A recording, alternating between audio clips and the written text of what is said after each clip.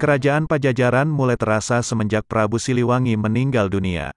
Sang anak Surawisesa yang menggantikan posisi Sri Baduga Maharaja, konon tidak memiliki kecakapan layaknya sang ayahnya Prabu Siliwangi.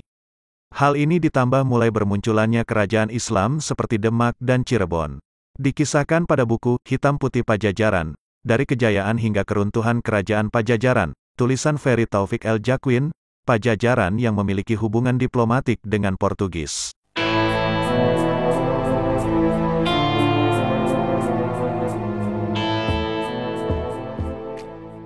Kekuatan hubungan dengan Portugis ini membuat Portugis melakukan perjanjian dengan Pajajaran untuk mendirikan benteng di Banten dan Kalapa.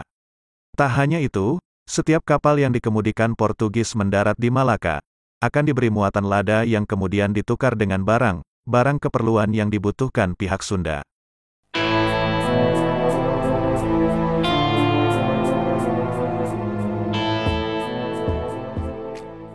Perjanjian antara Pajajaran di bawah Surawisesa dengan Portugis ini mendatangkan kecemasan dari Kerajaan Demak, di bawah kepemimpinan Sultan Trenggana. Kecemasan mengacu pada Selat Malaka yang menjadi pintu masuk perairan Nusantara sebelah utara. Menurut Trenggono, dengan jatuhnya Sunda dan Malaka dikuasai Portugis, secara otomatis akan melumpuhkan sektor maritim kerajaan di Nusantara.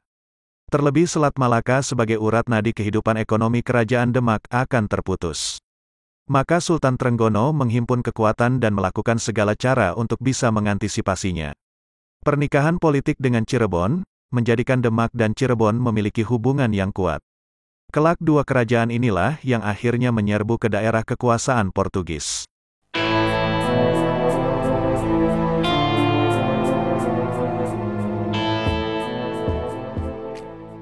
Gabungan pasukan Demak, Cirebon inilah yang menjadi kekuatan untuk menyerang Banten wilayah kekuasaan Kerajaan Pajajaran, pintu utama Selat Sunda. Sebelum pasukan ini datang di Banten, telah terjadi huru-hara yang dilakukan Pangeran Hasanuddin dan para pengikutnya. Serangan tersebut membuat masyarakat ketakutan, bahkan Bupati Banten dan keluarga besarnya kala itu terpaksa memutuskan mengungsi ke ibu kota Pakuan Pajajaran. Di tahun 1527 Masehi, pasukan gabungan Demak, Cirebon inilah berhasil merebut pelabuhan Kalapa dari tangan Pajajaran. Penaklukan ini tidak karena pasukan yang dipimpin Fatahillah menggunakan meriam yang tidak dimiliki oleh pasukan Pajajaran. Sehingga pasukan dari Pakuan berhasil dipukul mundur.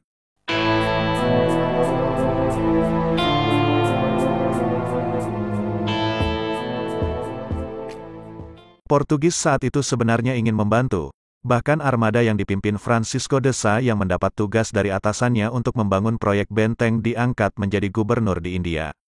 Keberangkatan armada pasukan pun telah disiapkan. Total ada 6 kapal berangkat dari Goa, India.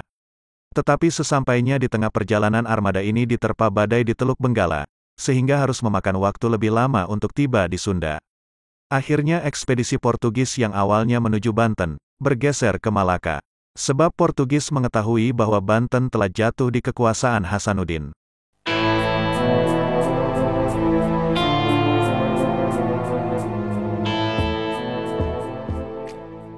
Di masa kepemimpinan Surawisesa inilah kedikdayaan kerajaan Pajajaran mulai menurun, jika dibandingkan dengan Sri Baduga Maharaja masih hidup. Pajajaran dengan Cirebon berada pada generasi yang sejajar. Walaupun yang berkuasa di Cirebon adalah Syarif Hidayatullah, tetapi di belakangnya berdiri orang besar seperti Cakrabuana atau yang memiliki nama asli Haji Abdullah Iman. Kekuatan Cirebon memang saat itu masih lemah, tapi pernikahan politiknya dengan Demak ditambah hubungan diplomatik Denekan Demak membuat kekuatan Cirebon bertambah. Cirebon lambat laun mulai tumbuh dan memiliki jati diri kuat di Jawa Barat. Cirebon dan Demak berhasil menguasai kota dekat pelabuhan.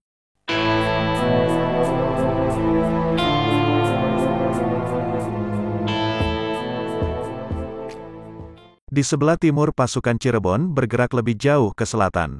Pada tahun 1528 Masehi, Cirebon mengalami pertempuran dengan Galuh. Pertempuran ini juga memperlihatkan peran Demak yang cukup signifikan. Demak mengirim meriam beserta pasukan perang pada saat Cirebon terdesak mundur. Sehingga pasukan Galuh tidak berdaya menghadapi panah besi yang besar. Desen menyemburkan kukur ireng dengan suara seperti guntur kemudian memuntahkan logam panas. Pada akhirnya Galuh yang merupakan kekuasaan kerajaan Pajajaran jatuh ke tangan Cirebon, Demak. 2 tahun kemudian jatuh pula Kerajaan Talaga, benteng terakhir Kerajaan Galuh.